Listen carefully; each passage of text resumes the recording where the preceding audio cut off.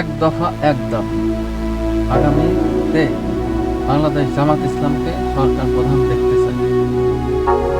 আসুন আমরা বাংলাদেশ জামাত ইসলামের সঙ্গে কাজ করি এবং বাংলাদেশ জামাত ইসলামের সঙ্গে থেকে একটা সুন্দর একটা সমাজ গড়ি, সুন্দর একটা রাজনৈতিক দল গড়ি এবং সুন্দর একটা দেশ গড়ি। বাংলাদেশ জামাত ইসলামই একমাত্র দেশ যা দেশের প্রতি তাদের ভালোবাসা আছে এবং দেশের মানুষের প্রতি তাদের ভালোবাসা আছে। আমার অনুরোধ থাকবে, বাংলাদেশ জামাত ইসলাম ছাড়া বিকল্প কোনো দল নেই। আসুন আমরা বাংলাদেশ জামাত ইসলামের সাথে একত্রবদ্ধ হয়ে সমস্ত ধর্মের মানুষ বাংলাদেশ জামাত ইসলামের সাথে কাজ করি। কারণ পূর্বে আমরা বহু রাজনীতি দেখছি, বিএনপি, আওয়ামী লীগ, জাতীয় পার্টি, তত্ত্বাবধায়ক সরকার, কার না রাজনীতি দেখেছি আমরা, সবার রাজনীতি দেখা আছে, সমস্ত রাজনীতির প্রেক্ষাপট আমাদের জানা আছে। একমাত্র বাংলাদেশে জামাত ইসলামই একটা ভরসার জায়গা বর্তমানে এবং ভবিষ্যতের জন্য বাংলাদেশ জামাত ইসলাম ছাড়া কোনো বিকল্প কোনো রাজনৈতিক দল, মানে সুস্থ রাজনৈতিক দল এবং সুস্থ ধারার রাজনীতি একমাত্র বাংলাদেশ জামাত ইসলামের ছাড়া কোনো রাজনৈতিক দলের ভিতরে এখনো পর্যন্ত কোনো সুস্থ মানুষও নেই এবং তাদের ভিতরে সুস্থ রাজনীতিও নেই।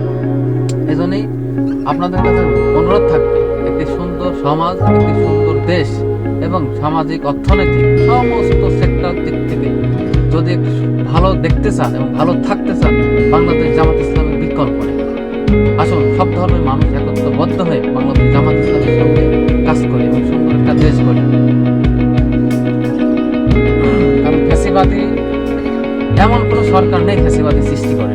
তত্ত্বাবধায়ক সরকার ফ্যাসিবাদী সৃষ্টি করছে, বিএনপিও ফ্যাসিবাদী সৃষ্টি করছে, জাতীয় পার্টিও ফ্যাসিবাদী সৃষ্টি করছে। সেই জাতীয় পার্টিকে স্বৈরশাসন হয়তো প্রথমবারে হয়তো 5 বছর সে সুস্থভাবে সে ভোটের মাধ্যমে নির্বাচনে আসতে পারছিল, কিন্তু পরে 3 বছর এই জুলুম করে দেশের মানুষের কাছে যে পাক স্বাধীনতা এই জিনিসটাকে মানুষ হরণ করেছিল। এই জাতীয় পার্টি সবই স্বৈরশাসন, ঠিক আছে, সমস্ত দলই স্বৈরশাসন দল।